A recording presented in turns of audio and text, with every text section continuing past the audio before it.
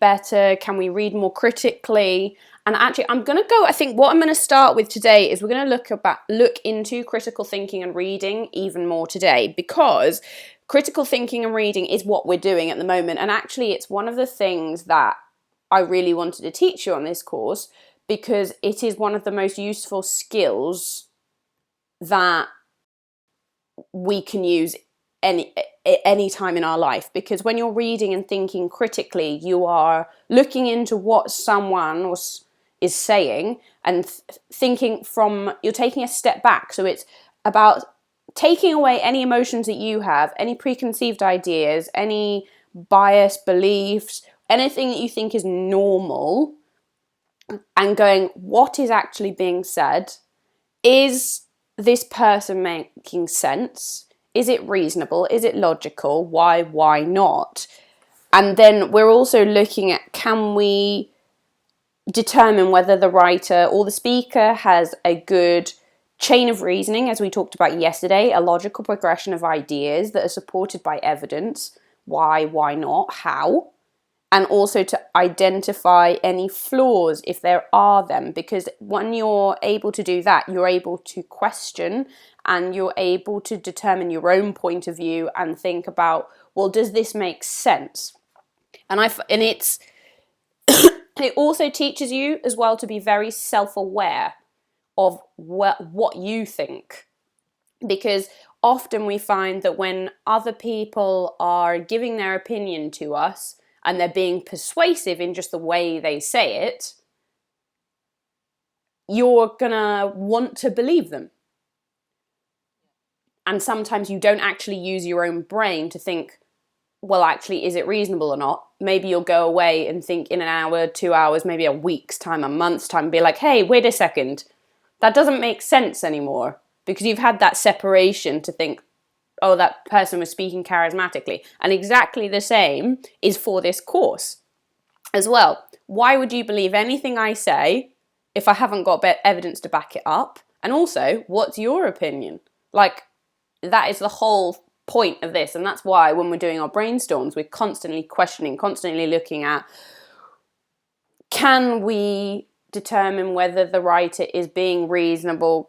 Have they got something valuable to say? Does it agree with my point? Does it not agree with my point? Why not? Even if it doesn't agree with my point, have they given me a logical progression of ideas? So we are going to be looking at that. So what we're going to do first, if I just get my whiteboard up, we are going to be looking at whether something is a logical idea. So I've got some passages and we are going to identify, can we notice the point that the writer is trying to say? Can we notice if there's a conclusion? What questions do we have for the writer? So I've just got some options. Okay, can you see my screen? Yeah. That's my editing. Okay, so I just have a passage here, and it was from that critical thinking book I was telling you about yesterday, by a woman called Stella Cottrell. I've been reading more through it, and it's great. It's really, really good. Okay, so we're going to be looking through this passage and one other. We're going to be identifying, can we realize what they're talking about? Is there evidence? Is there a logical conclusion? Does it add up? So let's have a read through of this passage. I'll read it, and then we'll go through like we did on, I think it was Tuesday, and we were looking at, it's just a passage.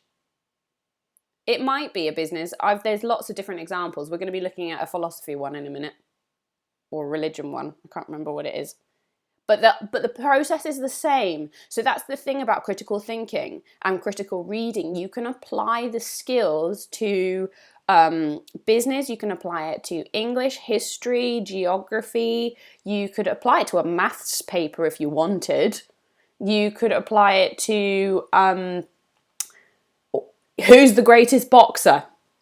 that's sports or opinion. You could apply it to a newspaper article. You can apply it to everything. You could apply it to when you guys are older and you're applying for jobs and things like that. You can determine whether the job spec is actually a reasonable ask.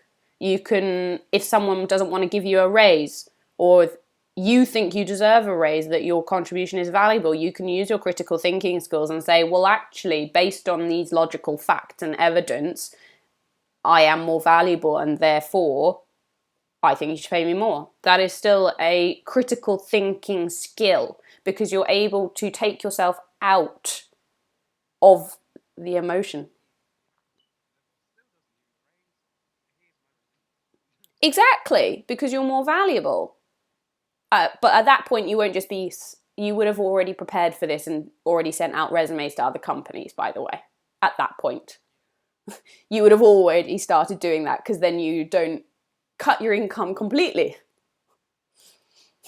So you still got to be smart about it. So there, the critical thinking is, but even before that point. So you know you're going to go and ask for a raise because you're more valuable than they're paying you.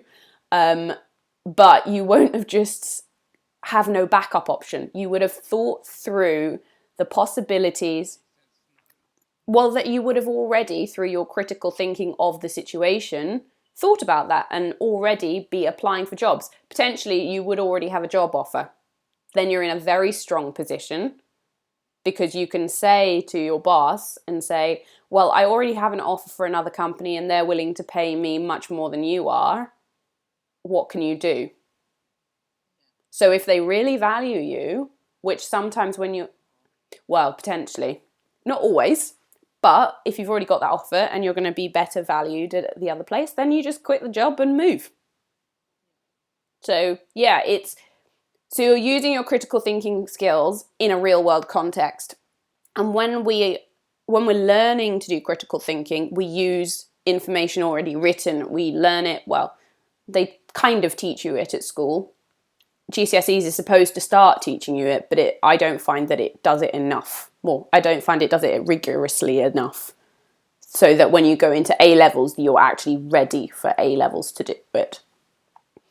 Thanks for joining me in today's class. If you'd like to know more about essay writing, I have a whole blog series all about how to write an essay, but not just that, how to brainstorm the question, plan, research, and once you've written the essay, how to proofread and edit it. If you've got a question, don't forget to leave it in the comments. And of course, don't forget to like and subscribe so that you don't miss a video ever again. Good luck with your studying, and I'll see you in the next one.